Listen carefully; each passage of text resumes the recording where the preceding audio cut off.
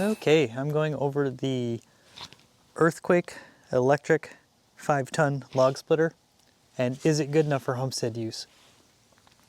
We purchased it. We used to have at the old homestead in Wisconsin, we had a, I believe, 28-ton or 30-ton gas log splitter. We didn't move it, we sold it. We weren't sure when we would need one here. When we got here, we wanted a wood stove. It took us a while. We finally got our wood stove, and now we're playing catch up. And about a year ago, though, we bought this. I believe I bought it at Menards on clearance or on sale. And we figured we're solar, battery backup. We have free power during the daytime, so why not try this? One of the things we do like about it, it is quiet compared to a gas splitter. It is small compared to most gas log splitters. Granted, it is only a 5-ton unit. Lots of things we did not like about it. One of the worst things about it that I've noticed is our new stove, we usually cut wood at 16 inches. Our old wood stove had a 16-inch wood box. Our new stove has a 14-inch wood box. So we're cutting the wood a little bit smaller. This has a long stroke on it. And I even tried using some blocks to shorten it, this distance, because every time you use this, this moves and like this. So if my wood is here, you're wasting all that time while this is going. And every time you turn it, you release the safety, it drops back down.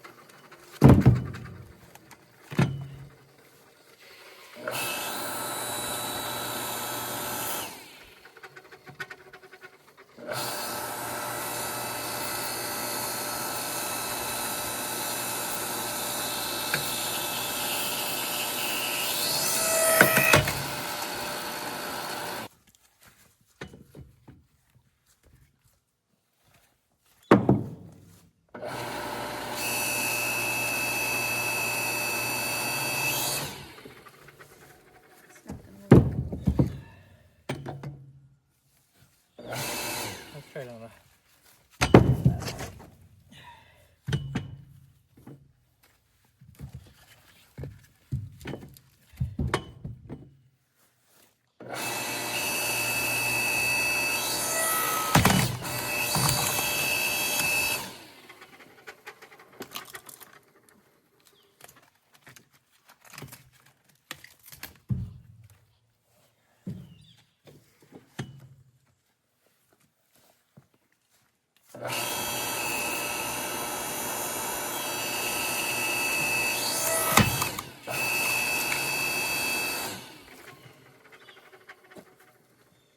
down.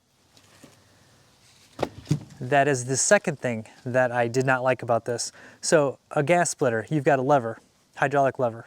That's your control. This has the hydraulic lever. You just, move it to use this. But you have to hold that other button with one hand, and it doesn't click on. It just does. You have to hold it as a safety. So you have to be like this. So you can't reposition wood. You can't. It slows you down so much. Like Jenny said, this was the longest we've worked processing wood for the least amount of wood back. It was so slow. You're waiting for this thing to get to the halfway point, then to split. You're constantly holding this. I needed her sometimes to help to hold the wood. It was just slow as molasses. I mean, it was just so slow. And there was a few logs where it just didn't have the oomph to split them. So that was another negative on it. The big negative too, and I'm going to see if, I don't know if you can see this. I'll turn this piece right here where the log goes against. It is rounded and it is really smooth. We had a lot of logs pop off of it and pop out of here, which is kind of a safety concern. Generally, they got some like teeth in them, something to hold the wood on there. This is just smooth, and it has nothing. So it's kind of a safety issue, I think. One of the things I did not like about it. So even if I keep this for just doing small wood, kindling and stuff like that, I need to do something about this, because this is a little bit of a concern. I did not like that. The wood popped out of it. The nice thing about this design of this, it turns into like a wheelbarrow type thing. You can just roll it. No assembly was required. These wheels just had cotter key pins you put on there. It comes pre-filled with oil. The only thing you need to do is open the bleed screw 4 turns before you use it, and then when you're not using it, close it back up again. And the operation is simple. I mean, like I said, holding that button down and using one hand, I mean, it should just, because watch this. You push the button, you hold the lever. If I let go of the lever, this comes back automatically. So that alone is the safety. You don't need, the 2 safeties is, if you've got common sense, it's just redundant. It just slows you down. And unfortunately, the only way to make this really usable would be to replace the switch with an actual click switch that stays on. Because that's just, my thumb was killing me. I had to switch fingers. You know, we didn't do a lot of wood. Generally, with our old gas log splitter, I would be out there for a couple hours, and I could do a lot of wood, a couple cords probably. I mean, this, we got like a little pile of wood, and it took us a long time. So it's really slow, one of the big negatives. The design, I get what they did. They put these, pipes to kind of help, but it's just some things on it that just don't work good. For small rounds, it's adequate. But like I said, not being able to position with your hand, you can't get like, a lot of times I would do a cut down, like here's a log, I would do a cut here, cut here, cut here, cut here. So I'll get the 4 pieces and a nice square one out of the center. I couldn't do that with this because I couldn't hold it. I had to kind of balance it, hit the lever, hold the 2 things, unless I had somebody else helping me. So it's a 2-person operation to be efficient with this, which is not efficient. It should be a 1-man able to use this. So you'd have to do some modifications to it. But if you've got a off-grid, cabin that's a vacation cabin, you're not there very often, you want some firewood, just some small amounts, you can plug this in when the sun's out, free energy, it's quiet. You can do, small amount of processing that way. It's not too bad. If you would have to, if you're doing short logs like we are, I would come up with something either mounted onto this more permanent, and so you have a block like this, maybe that's channeled, cut the corner so it fits into here better, because you can see this, it doesn't fit in good, and it wants to, I had this drop to the side, and then a few times it just popped out. So some kind of way to attach it onto here so it's fixed, so your stroke is shortened, then it wouldn't be so bad. But as is, it's, for doing small, short pieces of firewood, it's just not efficient. I wish there was some adjustability in it.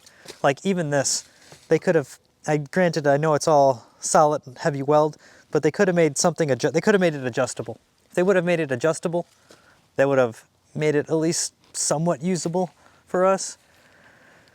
But I'm not gonna get rid of it. I have it, we got it. But it just does not work for decent homestead use for processing a good amount of firewood. Like I said, if I have a couple small rounds that I need to split, I've also got the kindling cracker, that cast iron thing you just drop and throw a hammer. That's quicker than this for a lot of wood. So, but if you got those really hard wood pieces that are, small, 10-inch, 8-inch, this is probably not a bad use for that. But other than that, it's kind of a thumbs down for us on this one. The experiment failed. We used it, we tried it. I wish it worked better. I need to look and see if they make. Now I need to do some shopping for a new log splitter, and I don't know if I want to go a bigger electric one or just go back to gas. Probably going to go back to gas. I don't think they're going to make I don't know yet. I haven't really looked. I don't know if they make bigger electric ones, and if the new electric ones have all those nanny controls with, you know, thumb switch and this, you know, like, I don't want it. I want something, just one lever that if I let go, you know, it'll stop. I don't need two, and I need something that's adjustable. Yeah, because like I said, our old one, I could just crank wood through it.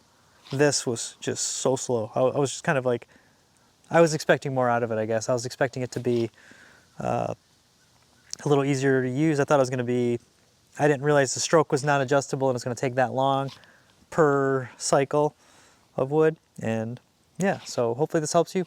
Like I said, if you don't process a lot of wood, you don't want to deal with gas engines, because our gas engine one, I had to change the air filter a lot, had to change the oil a lot, had to change the hydraulic fluid. You still need to change the hydraulic fluid on this. I think it's like 150 hours is what they recommend. But other than that, it's pretty low maintenance. So this is pretty simple. Like I said, if you got a fire pit, you're just doing small amounts of wood, not a bad alternative.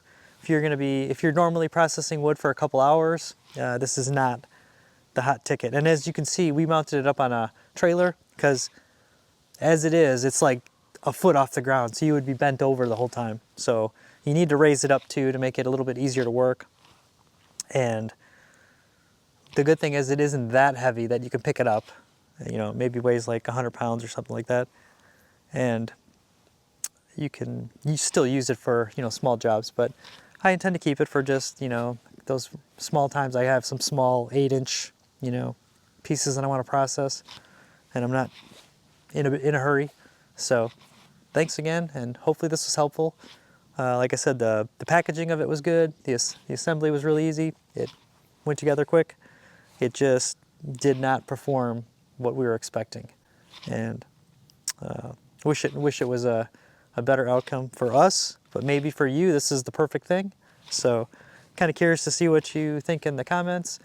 If anybody knows of or recommends a gas or bigger log splitter that might work out good for us, let me know. I'm in the market now. I'm going to start shopping, researching.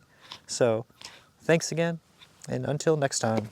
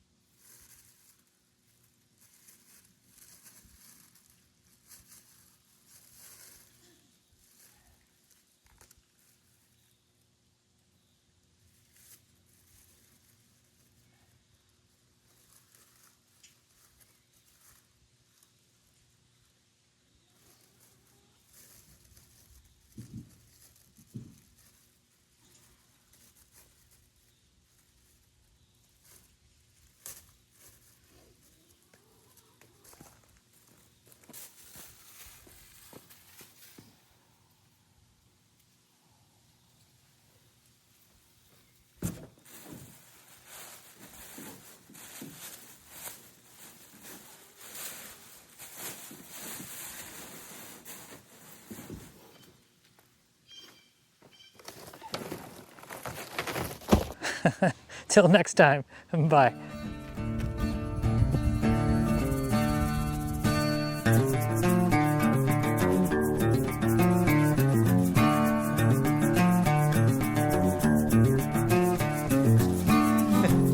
Big camera. I'm still waiting for the temperature in my water to be perfect. It's still warming up. I'm gonna end it there.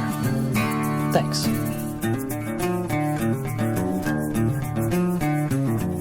Like and subscribe. I gotta support this shirt. It was a gift. I love it. I do. So thanks again. Bye.